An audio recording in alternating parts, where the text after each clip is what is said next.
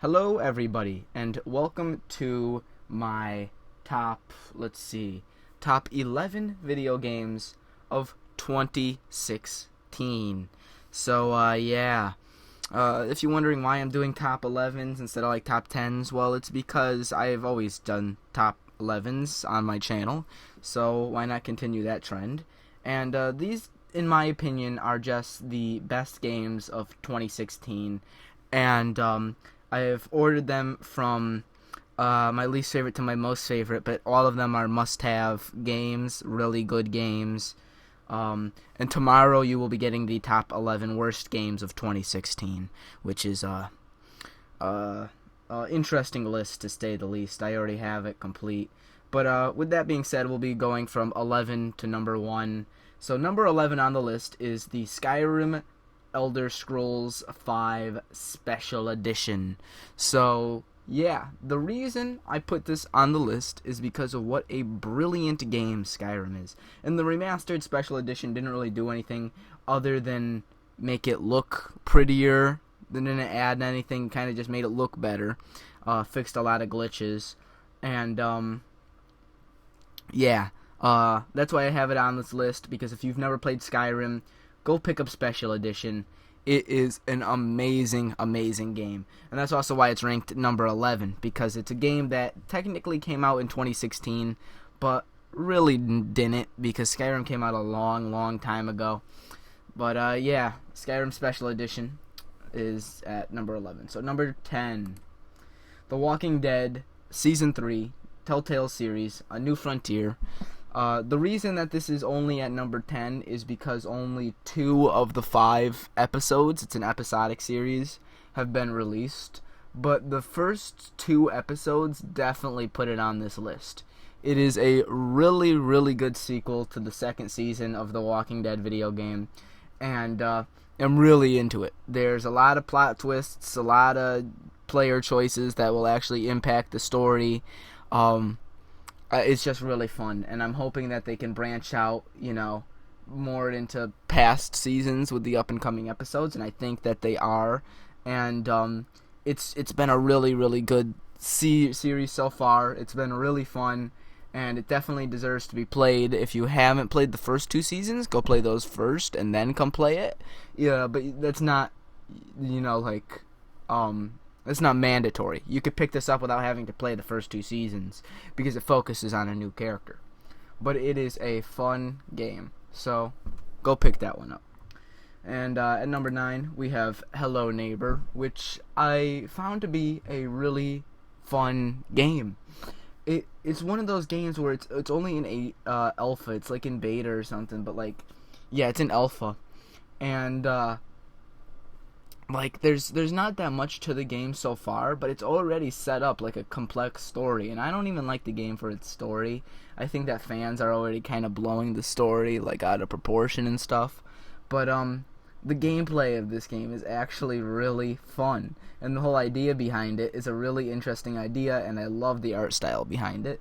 So props to whoever made this game. Pretty sure you can go download it for free. That might be a complete lie, but go download it either way. It's a good game. Alpha 3 just came out, I'm pretty sure, or Alpha 4, one of those. So at number 8, we have Bully on mobile. So this is another kind of cheat game, where it's like Bully came out a while ago. It was originally on the PS2. So, but now it's on mobile. It came out on mobile in 2016, if you didn't know. So, it's really good. It's actually a really good port. They got almost everything in there that they needed to have gotten in there. And it's only $5 or something like that. And it's pretty good. I really, really like it. And I love the game Bully. That game was an amazing game. So if you haven't played Bully, I would suggest picking it up on Steam before you pick it up on mobile. But if you're somebody who likes to travel, somebody who needs a game to play on their phone, who doesn't play much games on their phone, definitely get Bully. If you have the space for it, it's a great game. It's really fun, and it works great on mobile. So coming in at number 7, we have Battlefield 1. So Battlefield 1 gives me mixed emotions, because it is better than other shooters. other shooters that came out this year. It is the best out of all the shooters that came out this year. I'm saying that right now. But it's not as good as Hardline. And I know that a lot of you are instantly going to be like, well, what does he mean it's not as good as Hardline, Battlefield Hardline? But I really don't feel like it's as good as Hardline. But it's still an amazing game. And that's why it's on this list. I wouldn't put it on this list, but it's, compared to other Battlefields, it's not that good. But as a standalone shooter, it's pretty impressive. So, if I were you, I would go and pick up Battlefield 1, unless you already have one of the shooters from this year. Basically, if you're just looking for a shooter to play, a brand new shooter out of all the new shooters, Battlefield 1 is the option for you. I'm not that impressed with any of the other shooters that came out this year at all. So go pick up Battlefield 1, and it actually has a pretty good story to it. So, yeah. And then this is number 6, isn't it? Yes, number 6, we have Watch Dogs 2. So last year, or whichever year Watch Dogs came out, I'm pretty sure I put Watch Dogs on my worst game of the year list. And I kind of been thinking about that, and I don't think Watch Dogs deserves to be on the worst game of the year list. It's the type of game that's disappointing, but fun. You know what I meant? It's like Watch Dogs 1, we expected so highly of it, and then it came out and it was kind of disappointing. But this is Watch Dogs 2. And Watch Dogs 2 is great. You know, they set the bar high, and they delivered pretty good. And it's the kind of game that shows you that story doesn't always matter. Because this game's story is probably the worst story in a video game. Like, it was pretty bad, like, pretty hard to follow. But if you're just messing around in the open world, which is what a lot of people like to do, this game was amazing. It did everything that it said it was going to do really, really well. And I had a lot of fun playing this game. And I found the main character, Marcus, a much more enjoyable character than Aiden Pierce from Watch Dogs 1. And I also found the whole new clothing customization thing really funny. There's a lot of little features like calling the cops on people and stuff like that are just so amazing, you know, that only this game could have pulled off. And I'm glad it did. So that is definitely a must-have, Watch Dogs 2, if you don't have it. So coming in at number 5, we have My Summer Car. A lot of you probably weren't expecting to see My Summer Car on this list, but I thought it was a brilliant game. It was a survival simulator of sorts. It was, well, that's actually a really loose term. It wasn't. It was... The goal was, it was kind of like a cartoony, funny game, but at the same time, it could still be played serious. It was, you were in Finland, or Sweden, or someplace like that. I'm pretty sure it was Finland. And the goal was to make your own car out of, like, nothing. Out of a broken, like, heap of nothing. And it was actually really, really fun. And it's the kind of game that's too hard to describe. So if I were you, I would go check out either Robas, he's a really funny YouTuber, if you don't already know him. Robas, King of Sweden, I'm sure a bunch of you must know him already. Go watch his playthrough on it, or go watch Many a True Nerd's playthrough on it. Because both of them had a really good playthrough on this game. And it's a really fun game. And even if you're like not into cars or into survival type games and stuff like that, I still suggest you go pick this one up because it's really fun. It's a different kind of game. It's a new kind of experience, and yeah, it definitely deserves to be up on this list. So at number 4, we have Hitman: Enter a World of Assassination.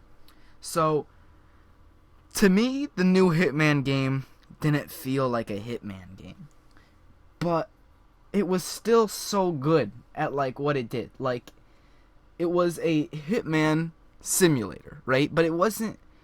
Okay, so let me try and explain this, right? It was a Hitman simulator, but it didn't feel like a part of the Hitman series, if that makes any sense. The Hitman series is probably one of my, or if not, my most favorite video game series. And, actually, no. Fallout is my favorite video game series. The Hitman series is pretty high up there. And I just don't feel like this one is with the other ones. I feel like the other ones are too good for this one, even Absolution.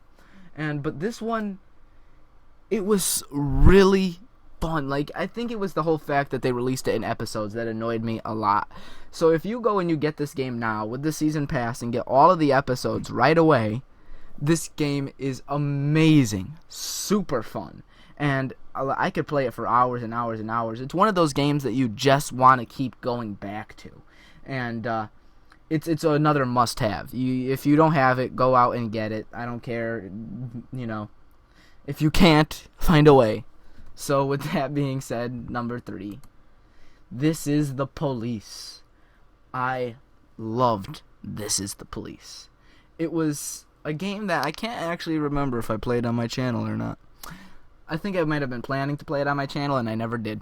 But this game, it did something that a lot of games couldn't do, which was made the story so like immersive. It made you feel that you were like the chief of police. You really felt like you were the main character. And the gameplay, was brilliant for what they had. There was like one button. Well, it was just click and drag, and you had to make decisions. And basically, it was you were the chief of police, and you had to decide what cops to send to different situations, what to do about different situations. You had, the corrupt government trying to make you do certain things, and then you had 2 rival gangs fighting over territory, and then you had your own morals, and then you had the morals of your own officers, and what each officer believed was right and wrong. And there's a lot of different endings to the game, but there's a lot of different ways to play the game too. You can play it as a completely corrupt officer, or you can play it as a pure-hearted officer, or you could do what most players do and do a little bit of the both, and it was a brilliant game. You can go pick this one up on Steam, and yeah, definitely go get that one.